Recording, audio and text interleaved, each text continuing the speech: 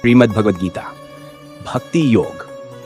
भगवान श्री कृष्ण और अर्जुन का संवाद। श्लोक 1।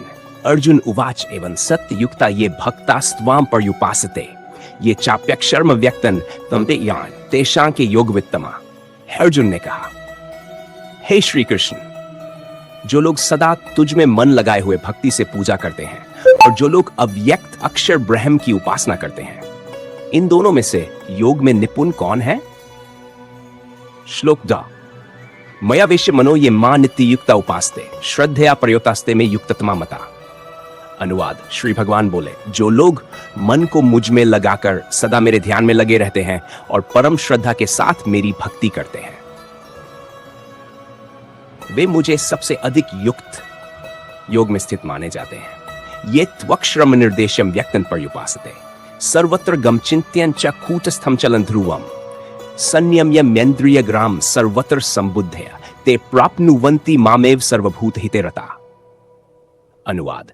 जो लोग इंद्रियों को संयमित करके सर्वत्र संबुद्धि वाले होकर अव्यक्त, अनिर्देश्य, सर्वत्र व्याप्त, अचल और स्थिर ब्रह्म की उपासना करते हैं, वे भी मुझे प्राप्त करते हैं। क्लेशो अधिकतर स्तेषां व्यक्ता सक्त चेतसाम अव्यक्ता ही गतिर्दुहुखन देहवद्भिर्वाप्यते। अनुवाद। जो लोग अव्यक्त ब्रह्म में मन लगाते हैं, उनके लिए साधना अधिक कठिन होती है। इम्बॉडीड बीइंग्स, शरीरधारी प्राणी के लिए उस मार्ग की प्राप्ति कठिन है। ये तु सर्वाणि कर्माणि मयि संन्यस्य मत्परा अनन्येनैव योगेन मां ध्यायन्त उपास्ते तेषां समुद्धरता मृत्युन संसार सागरात भवामि न चिरात् पार्थ मय्या वेशित चेतसाम। जो लोग अपने समस्त कर्म मुझे अर्पण करके मुझ में ही एकमात्र शरण लेकर अन्य योग से मेरी भक्ति करते हैं, उनके लिए मैं मृत्यु संसार रूपी सागर से उद्धारकर्ता बनता हूं। मयेव मन आधत्स मयि बुद्धि निवेश निवसिष्यसि मयेव अत ऊर्ध्वन न संशय। अनुवाद। तू अपना मन मुझ में लगा और बुद्धि को भी मुझ में लगा दे, तब तू निसंदेह मुझ में ही निवास करेगा। श्लोक। अथ चित्तन समाधातु न शक्नोषि मयि स्थिरम अभ्यासयोगेन ततो मामिच्छाप्तुन धनंजय। हे अर्जुन, यदि तू मन को मुझ में स्थिर नहीं कर सकता तो अभ्यास योग के द्वारा मेरी प्राप्ति का प्रयत्न कर। अभ्यासे अप्यस्मर्थो ओप्सी मत्कर्मं परमो भव मदर्थमपि कर्माणि कुर्वन् सिद्धिं वाप्स्यसि। यदि अभ्यास में भी तू असमर्थ है तो मेरे लिए कर्म करता हुआ कर्मयोग में लगा रह। मेरे लिए कार्य करने से तू सिद्धि को प्राप्त करेगा। श्लोक।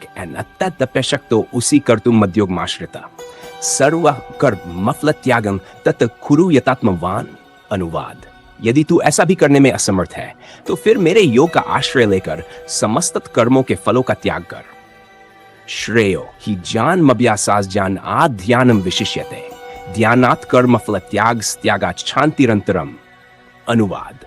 अभ्यास से ज्ञान श्रेष्ठ है, ज्ञान से ध्यान श्रेष्ठ है, ध्यान से कर्मफल का त्याग श्रेष्ठ है और त्याग के बाद ही शांति प्राप्त होती है। श्लोक। अद्वेष्टा सर्वभूतानां मैत्र करुणैर्च निर्ममो निरहंकारा समदुख सुखाक्षमी संतुष्टा सततं योगी यतात्म निश्चय मय्यर्पित मनोबुद्धिर्यो मद्भक्तो समे प्रिया। जो मेरे भक्त किसी से द्वेष नहीं करता, सबका मित्र और करुणामय होता है, ममता और अहंकार से रहित होता है, सुख दुख में सम रहता है, क्षमाशील, संतुष्ट, आत्मनियंत्रित, निश्चयी और मुझ में मन बुद्धि अर्पित करने वाला होता है, वह मुझे प्रिय है। यस्मान्नु नोद्विते लोको लोकान्नोद्विजते च हर्षामर्ष भयोद्वेगैर मुक्तो यस्य च मे प्रिया अनपेक्षा शुचिर्दक्ष उदासीनो गतवयथ सर्वारंभ परित्यागी यो मद्भक्त समे प्रिय। अनुवाद। जो भक्त किसी से भय नहीं करता और जिसे कोई भय नहीं करता, जो राग, द्वेष, भय और चिंता से मुक्त होता है, वह मुझे प्रिय है। जो निष्कामी, पवित्र, कुशल, निष्पक्ष, शोक रहित और सभी आरंभों का त्यागी है, वह भी मुझे प्रिय है। यो न हर्षति न द्वेष्टि न शोचति न कांक्षति शुभाशुभ प्रयागी भक्तिमान प्रिया सम शत्रु मित्रे च तथा मानापमान्यो शीतोष सुख दुखेषु समसंग विवर्जित। जो हर्ष, द्वेष, शोक और इच्छा से रहित है, शुभ अशुभ को त्याग चुका है, ऐसा भक्त मुझे प्रिय है। जो शत्रु मित्र मान अपमान सुख दुख शीत उष्ण आदि में सम रहता है और आस्ति से रहित है, वह मुझे प्रिय है। तुल्य निंदा स्तुति